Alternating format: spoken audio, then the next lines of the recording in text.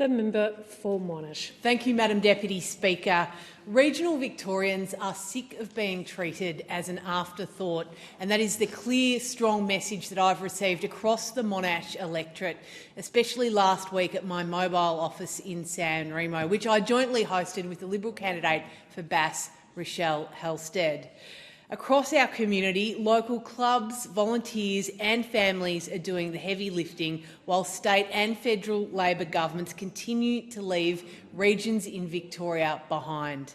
A perfect example is the Phillip Island Sports Hub, something I'm particularly passionate about. Before the election, I secured a $10 million commitment by the Coalition to support the Phillip Island Sports Hub. And it's a project that would support local sporting clubs, including the Phillip Island Football, Netball Club, and help deliver facilities a growing community like Bass Coast desperately needs. Anyone who has visited the club knows it is bursting at the seams.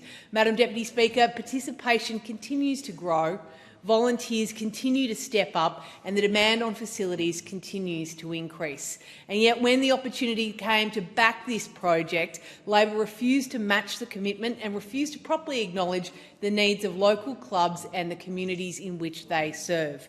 Regional communities should not have to beg for the infrastructure that metropolitan areas and capital cities take for granted. And what makes this even more frustrating, Madam Deputy Speaker, is that Victorians are carrying record levels of state debt, which is now being visited upon volunteer and community organisations. The Allan Labor government's debt clock is ticking so fast that while families spend an afternoon watching a couple of games of football, Victoria's debt increases by enough money to build the very club rooms, change rooms and community facilities that local organisations are crying out for.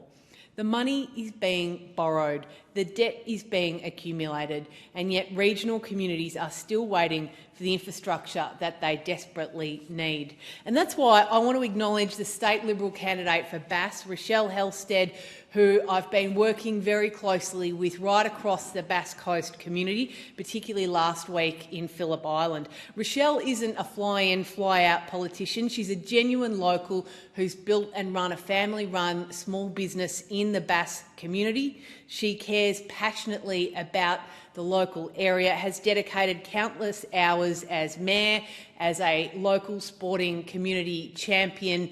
I know she'll stand up for the Bass Coast community, and as a state and federal Liberal team, we will fight to get things done for Bass Coast. Rochelle's doing a great job on the ground, and I look forward to working with her to get the investment our region needs.